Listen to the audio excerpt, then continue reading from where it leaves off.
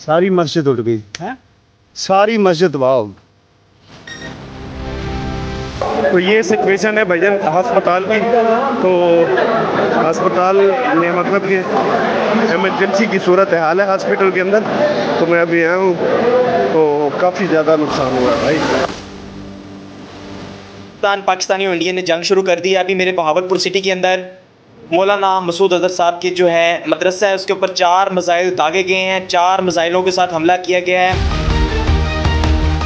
Total 6 जगह पर पाकिस्तान में 24 इम्पैक्ट्स हुए हैं भारत की तरफ। ये जो इम्पैक्ट्स हैं मुख्तलिफ तरीकों से मुख्तलिफ वेपन्स को इस्तेमाल करते हुए किए गए हैं।